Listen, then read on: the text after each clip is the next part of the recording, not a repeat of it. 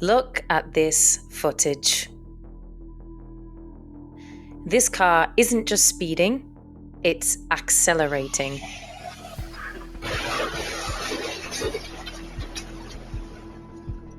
At 5:30 a.m. in a quiet business park, this car hit a brick wall at 100 miles per hour. That's 160 kilometers an hour. Most people would look at this and think it must have been a tragic accident. Maybe the driver could have lost control of the car, or even they might have fallen asleep at the wheel. But the judge in this case saw something much darker. Today we are going to use the clues from the trial and the grammar of deduction to understand why this wasn't just an accident, this was murder.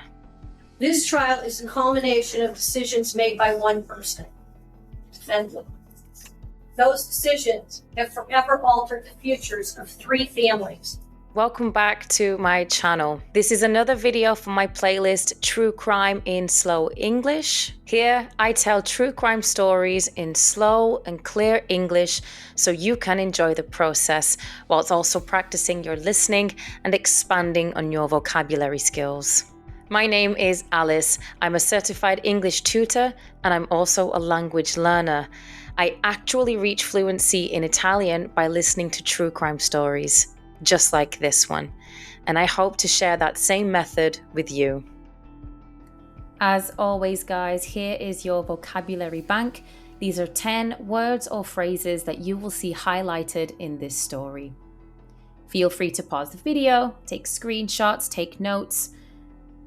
Remember, you can always come back to this at the end of the video and you will see these words in the vocabulary bank in the description. Okay, let's start with today's story. On July 31st, at around 6:15 in the morning, a call was made to 911. A passerby had found a car completely destroyed and it looked like someone needed help. A passerby is the word that we use to describe someone who is just walking past the scene. They are there by chance. They are not a witness. They are not involved. They just happen to be passing by when something happens. The passerby saw the car totally destroyed and crushed up against the wall. And there were still 3 people inside, all of them unconscious. So who were the 3 people found in the car? There was the driver, Mackenzie Shirilla, who was 17 years old. Dominic Russo in the passenger seat, who was just 20 years old. And a friend in the back of the car, Davian Flanagan, who was just 19 years old. To understand the nature of this crime, we have to understand the victims of the crash and how they were all connected. So we'll start with Dominic Russo. Dominic, as I said before, was just 20 years old at the time of this incident. His family described him as incredibly hardworking and entrepreneurial. He had already started his own clothing line, and he was deeply passionate about writing and producing music. His father spoke about how Dominic was the pillar of the family. He was his best friend, and he was his hero. He must have had a very bright future ahead of him, given how much he had already achieved at the young age of 20. Dom may have been young, but he made the most of each day and had an impact on the lives of his friends and his family. Dom was a businessman, an athlete, a song producer, and an entrepreneur. Dom was not only my brother, he was also my best friend. He gave me countless advice, and he also helped with anything and everything. Then we have Davian. Davian was an aspiring athlete at his school with a heart of gold. If we say that somebody has a heart of gold, it means they have a very good, very kind character. It's one of the highest compliments you could give to a person. They're kind, generous, and sincere. Davian was a close friend of Dominic. He was an aspiring football player and was already doing really well in his school. He was, by all accounts, a really good student, and he actually wanted to be a barber as well. His adoptive mother, Jamie, described Davian as her miracle child. He could have become anything he wanted. He was simply a passenger on the night of this incident. He was someone who couldn't have known what terrible fate was waiting for him that night. So these are two of the victims in this case, two young, ambitious students. How are they connected to the driver, Mackenzie? To understand the crash, we have to understand more about her character and who she is exactly. Mackenzie was born on August the 2nd, 2004 in Strongsville in Ohio to parents Natalie and Steve Shirilla. She was a very energetic, very pretty, young, sociable girl. She was described as being full of life. She had lots of friends and she was very popular at school. Classmates of Mackenzie said that she was a huge fan of Regina George, one of the main characters from the classic film Mean Girls. For those of you who don't know, Regina George is the classic it girl. She's the queen bee in the movie Mean Girls. This is a cult classic teen comedy about the hierarchy of high school. Regina is the most popular girl in school. She is adored and honestly feared by the other students at the school. She's also notably a mean girl. If you are mean, you are unpleasant, you are unkind, and you are a bully to others. Regina is a classic bully. She's pretty, she comes from a rich family, and she kind of looks down at the other students. This is the character who Mackenzie was a huge fan of and liked to imitate. Mackenzie was very active on TikTok, and in fact, she had quite a large following there. She would talk about her clothes, her fashion, her personality, makeup, nails. She was aspiring to be some kind of influencer slash model on TikTok and on Instagram. Now, she was in a relationship with Dominic.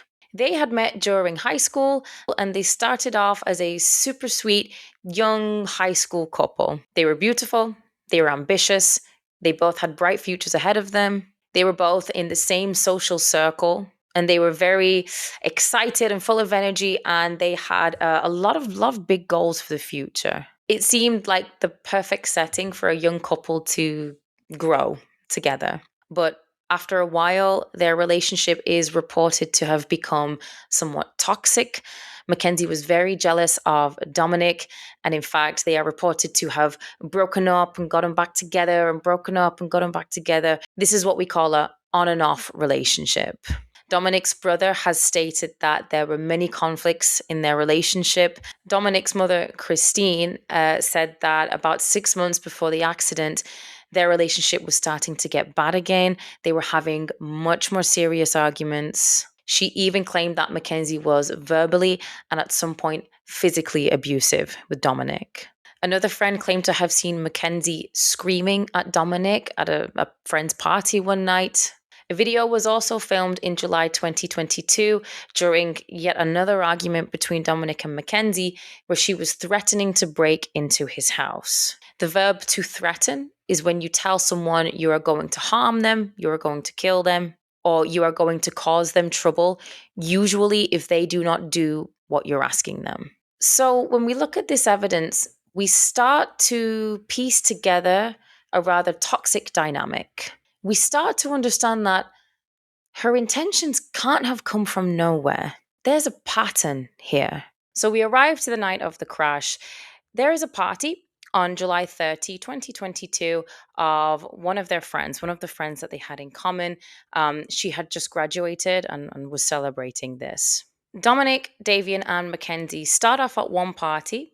They move to another, and then in the early hours of the morning, they move again to the final place.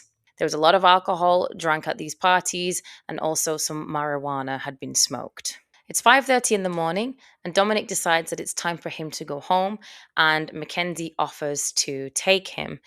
Davian also asks for a ride. Initially, Mackenzie refuses him. This led to another argument between Dominic and Mackenzie, and in the end, she accepts and she agrees to take Davian home as well. Mackenzie was driving normally at first, everything seemed fine. And then suddenly she turns onto a dead end street. A dead end street is a street that goes nowhere. You literally run into a dead end. You cannot turn out of it. The only way to exit is to turn around and go back the way you came. Mackenzie doesn't slow down.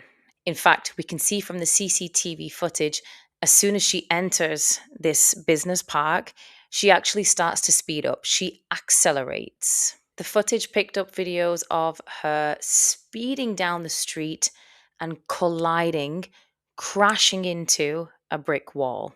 The impact is devastating. As I said earlier in my video, she was traveling at about 160 kilometers per hour. And she hit a brick wall dead on. The car was totally destroyed.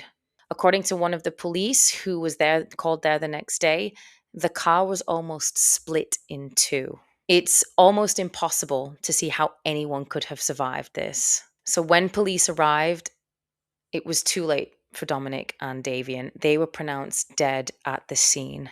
The impact was too devastating. Mackenzie was unconscious, but by some miracle, she was still alive. So she was, of course, rushed to hospital. To rush or to be rushed means to go or to be taken somewhere fast. It's an emergency. So you have to get her to the hospital as fast as you possibly can. She was severely injured. She had multiple bone fractures, but she had survived the crash.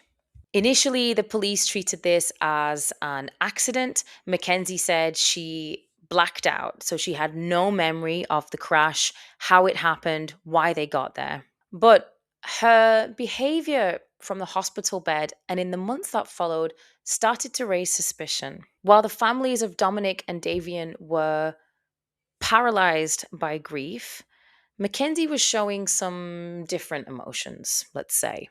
Her digital footprint told a different story. Mackenzie began posting TikToks from her hospital bed. Remember, I said before she had quite a big following, and they felt oddly performative. It didn't feel like the kind of videos a grieving girl, who just survived a terrifying, horrific crash and was perhaps traumatized. She'd lost her boyfriend, she'd lost her friend.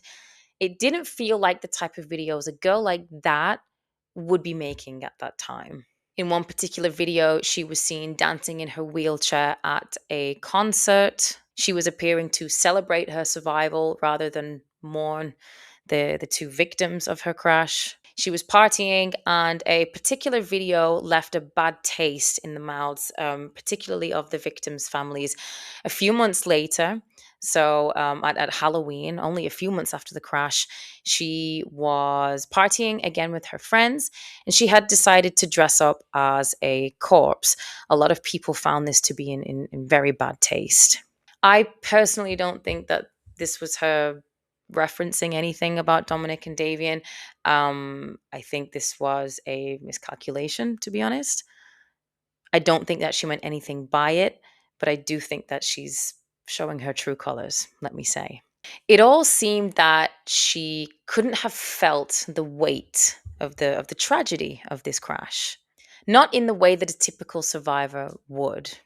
So the police started to investigate her, and they started to understand this can't have been an accident. This must have been somewhat intentional. The police collected evidence from the car, from Mackenzie's social media, reports from the families, and soon they started to piece together what seemed to be a shocking truth. And on November the 4th, 2022, Mackenzie was arrested. She was taken into custody on charges of aggravated murder. So, what is this evidence? Let's review it. Clue number 1 was the accelerator. This was a key point for the judge. When Mackenzie was found in the car, the police discovered that her foot was still on the accelerator. Her foot was still on the pedal. This was proof that she can't have pressed the brakes. She saw this brick wall coming. She was driving at over 100 miles per hour, but she can't have put her foot on the brakes because her foot was still on the accelerator. She can't have tried to hit the brakes at the last second like a normal driver would, someone who had just lost control of the car. As well as this, there were no skid marks on the road.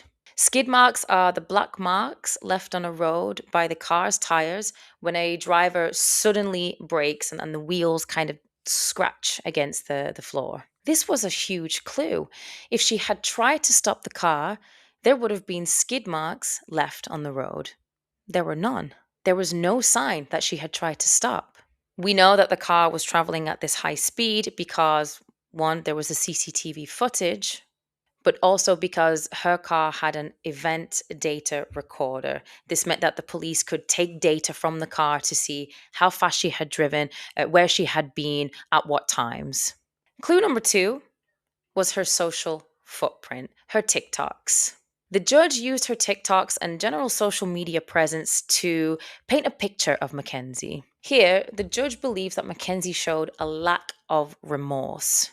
To the public, she might have looked like a young girl who was she had different coping mechanisms. But to the judge, this meant that she wasn't feeling guilty in the way that a typical survivor might in an incident like this. A lack of means an absence of something, when something is not available or there is not enough of it. A lack of remorse means that she did not have regret, she did not have sorrow for what she had done. And clue number 3, the GPS. So the same event data recorder that allowed the police to understand the speed at which the car was going also told them something very interesting. This, to me, is the strangest piece of evidence. It's one of the most chilling.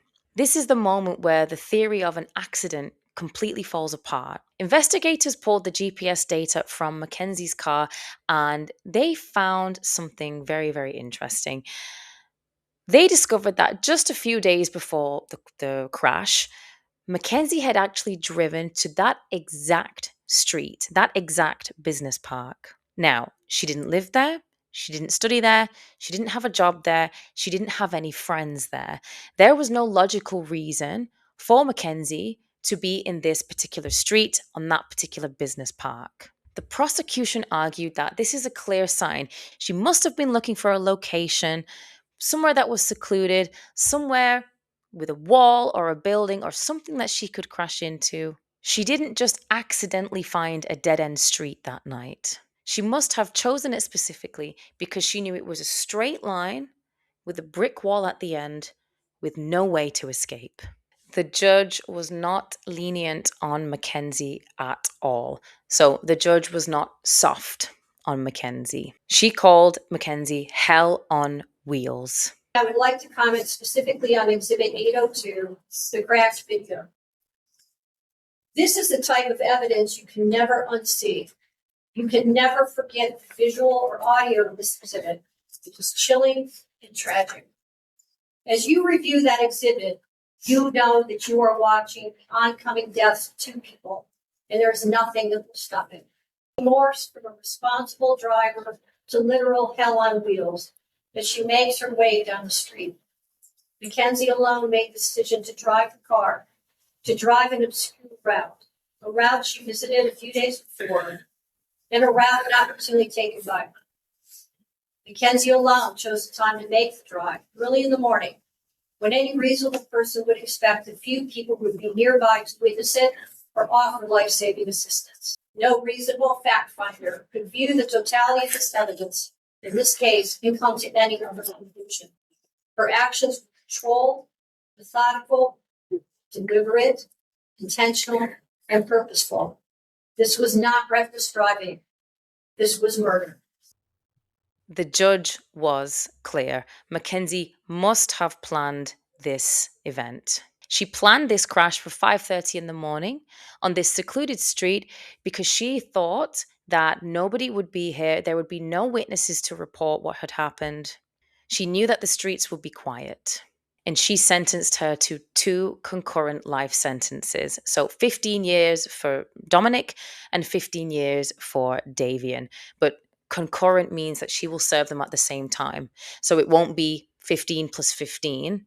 It will be 15 years served at the same time. On the 21st of August 2023, Mackenzie faced the victims' families. Davian's sister asked for the maximum possible punishment for Mackenzie, while Dominic's mother said that she should be thankful. She should be thankful to even be alive and have a future in front of her, whatever that future may be. Dominic's mother said that Mackenzie had a choice that night. Dominic and Davian did not. I'm going to show you some of the comments from the members of the families of the victims. I think that they are very moving, very powerful. You really understand the impact, the devastation that Mackenzie's actions had on these families. This was not a car accident. The evidence and science proved that Mackenzie Shirilla murdered my son, Dominic, as well as Davian. Not a minute goes by each day that I don't think about my son, as well as Davian. My heart is forever broken. No one can imagine the pain of losing a child unless they have lost one themselves. The pain is forevermore. Time does not heal this wound. Mackenzie, going to prison because you did this. Be thankful that you're still alive and have a future, whatever that may be. Dom and Davian were robbed of their futures, their hopes, and their dreams. Mackenzie showed no mercy on Dominic, nor did she on Davian. Only God at this time can have mercy on her soul. Thank you. Nothing said or done here today can describe the loss or repair our lives after this tragedy. Kenzie's statement in the hospital to Detective Azu, "Can't you just take my license away for 10 years or something?" That statement is Mackenzie Shirilla. The most selfish person I know. Ironically, Dom was the most selfless person I know. Mackenzie Shirilla murdered Dom and Davian in cold blood and had already moved on. Kenzie killed Dom over the thought of losing him, and she made Davian collateral damage. She was driving, going to concerts, and dressing up for Halloween, no thoughts of the families and lives that she had destroyed. As I said, Dom read a book every day. He started 2 companies. He recorded his own music as well as recording music with myself and with friends. Dom helped anyone who ever needed a hand. He was an inspiration to everyone who had the honor of meeting Dominic. We love you, Dom. We love you, Davian. And God bless the both of you. I am the mother of the victim, Davian Flanagan. I want to share a small part of what we lost on 7/31/2022. My son, Davian, is and always will be so much more than cargo. He was precious. He was an amazing soul with a heart of gold. He would go out of his way to show love and kindness to others, including those that were often cast aside by society, the less fortunate, the developmentally challenged, the hurting, and the unvalued. I am devastated by the loss of Davian. The world lost a truly special man. My girls lost their best friend, their protector. Davian, we miss you terribly, but as Christians, we grieve with hope. We will make sure your memory lives on, and we ache for the day that we are united again in eternity. This wasn't a mistake. She must have intended to kill everyone in that car, including herself. There is an idea that Mackenzie had the intention to also kill herself that night, which I can't believe. She was driving at over 100 miles an hour. She went straight into a brick wall. She may have been intending to kill herself and Dominic. Davian, of course, was collateral damage. He wasn't supposed to be there, but at this point, Mackenzie just accepted it. By some miracle, she survived this without even a scratch on her face. The judge has decided that after her 15 years are spent, if she is granted parole, which the judge expressed she does not believe Mackenzie will ever be free from prison, but if she is, she will also be unable to drive for the rest of her life. She will not be allowed to have a driver's license again. For the families, of course, no sentence could have repaired the damage that Mackenzie has done to everybody's lives. But for Mackenzie, the mission that she started that morning ended with her being behind bars for life. So that's all the information I have on this case. There is some debate, there is some speculation that this was in fact an accident. Mackenzie could have had her shoe stuck on the pedal. She can't have tried to kill herself. That's a terrifying way to end one's life. There are some theories that this has all been a misunderstanding and that the judge's sentence was way too harsh on Mackenzie. What do you guys think? Do you think that the evidence shows clear intention from Mackenzie? She must have intended to kill them. She might have even tried to kill herself. Or do you think that this was an accident? She can't have done this on purpose. Put your ideas in the comments below. Try to use some of the grammar that we've learned. Don't forget to check the vocabulary bank in the description below, or you can go back in the video and you can look at the vocabulary page. Thanks so much for practicing your listening with me and for studying with me today. Take care, and I will see you next time. Bye.